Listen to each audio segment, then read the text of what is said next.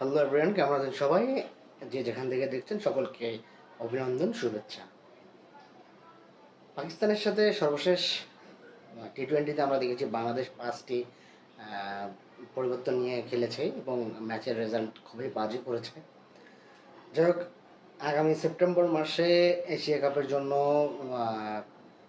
দল যদি প্রস্তুত করতে হয় তাহলে লাস্ট যে 2-3টা সিরিজ হয়েছে বা কিছু লিগ হয়েছে, সেইখানে যে বাংলাদেশ পারফর্মার যারা ছিল তাদেরকে নিয়ে হয়তো বা সাজাবে, বা এই জন্য এক্সপেরিমেন্ট করার কারণে হয়তো বা বাংলাদেশ পাকিস্তানের সাথে লাস্ট ম্যাচে 5টি পরিবর্তন করেছিল। যাই হোক, বাংলাদেশের যে আগামী যে এশিয়া কাপের যে স্কোয়াডটা হতে পারে, সেখানে কারা কারা আসলে দলে ঢুকতে পারবে বা কারা কারা বের হয়ে যেতে পারে, দল থেকে বাদ পড়তে পারে, আমরা তার একটা সম্ভাব্য একটা আলোচনা করব।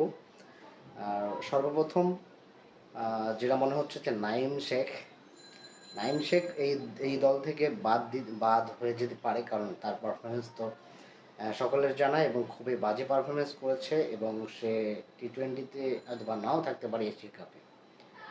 দ্বিতীয়ত দেখা যেতে পারে যে মেহেদী হাসান মিরাজকে নিয়ে অনেক কথা রয়েছে। যেহেতু মিরাজ টি-20 ইফেক্ট কোনো ইনিংস বা ইফেক্ট ফেলতে পারেনি, সো মিরাজও এই তালিকায় রয়েছে। মেহেদী মিরাজ এশিয়া কাপের টিমে নাও থাকতে পারে। আর এই দুজন মোটামুটি অনেকটা সম্ভাবনা রয়েছে। তাওহিদ হৃদয়, তার পারফরমেন্সও অতটা সন্তোষজনক নয়, তবে তাওহিদ হৃদয়কে রাখতে পারে, কারণ তার হাতে স্ট্রোক বা তার খেলার ধরন একটু হলেও সে টিকে যেতে পারে। এবং দলে তারা তাহলে কারা আসছে বা কাদের আসার সম্ভাবনা রয়েছে?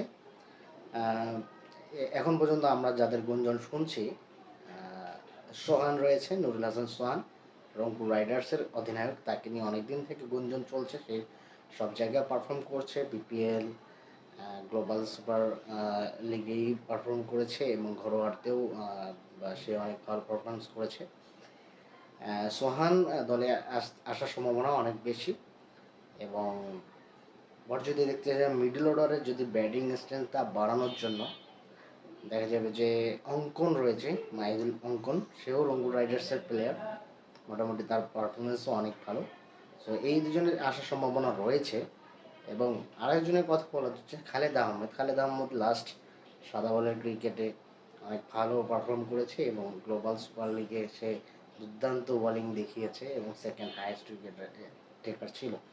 সেদিক থেকে তাদের ইনক্লুশন, তবে খালেদের বিষয়টা একটু সম্ভাবনা কম, কারণ খালেদ খালেদের ব্যাটিং দিয়ে যদি দেখতে হয় তাহলে খালেদ কার জায়গায় খেলবে? এদিকে যারা রয়েছে তারা তো মোটামুটি তারা ব্যাটিং ভালো করে বা ব্যাটিং তাদের একটা স্ট্রেংথ রয়েছে, তো সেই জায়গা থেকে নুরুল হাসান সোহান, অঙ্কন এবং খালেদের একটা সম্ভাবনা রয়েছে।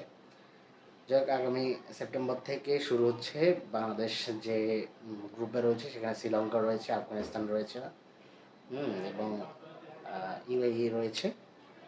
শুভকামনা রইল বাংলাদেশ টিমের জন্য। এবং আপনারা যারা দেখছেন আপনাদেরকেও শুভেচ্ছা। আমার ইউটিউবে যুক্ত হবেন এবং আপনারা যদি আপনাদের মতামত দিতে চান, অবশ্যই কমেন্ট সেকশনে মতামত দেবেন।